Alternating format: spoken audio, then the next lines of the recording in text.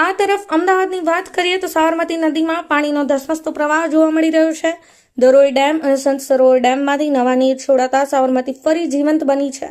પરંતુ આ તકનો લાભ પ્રદૂષણ માફિયાઓ લઈ રહ્યા છે.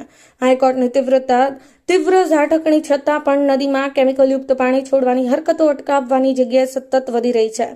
કારખાનેદારો દ્વારા ચોખ્ખા પાણીને કેમિકલ સાથે ભેળવી નદી પ્રદૂષિત કરવામાં આવી રહી છે, જેના કારણે સામાન્ય નાગરિકોના આરોગ્ય પર પણ સીધો ખતરો ઊભો થયો છે. હાઈકોર્ટ દ્વારા વારંવાર ચેતવણી આપવામાં આવી હોવા છતાં પ્રદૂષણ માફિયાઓમાં કોઈ ફેરફાર જોવા મળતો નથી. રાજસ્થાનમાં ભારે વરસાદને કારણે સાબરમતીના ડેમો પરથી પાણી છોડવામાં આવી રહ્યું છે.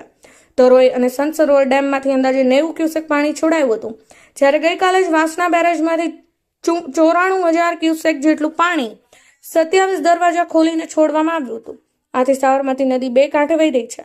પરંતુ સૌથી ચોંકાવનારી બાબત એ છે કે નદીના વહેણમાં ચોખ્ખું પાણી ને પ્રદૂષિત પાણી અલગ અલગ સ્તરે વહેતું જોવા મળ્યું છે. કેમેરામાં કેદ થયેલા દ્રશ્યોમાં એક બાજુ સ્વચ્છ પાણી તો બીજી બાજુ કેમિકલયુક્ત ગંદુ પાણી સ્પષ્ટ દેખાઈ રહ્યું છે. અમદાવાદ મ્યુનિસિપલ કોર્પોરેશન વારંવાર દાવો કરે છે કે સાબરમતીમાં ગંદુ પાણી છોડવામાં આવતું નથી, પરંતુ હકીકત એ છે કે પ્રદૂષિત પાણી સીધું નદીમાં જ જઈ રહ્યું છે, ચોખ્ખા પાણી સાથે મિશ્રિત થઈ રહ્યું છે.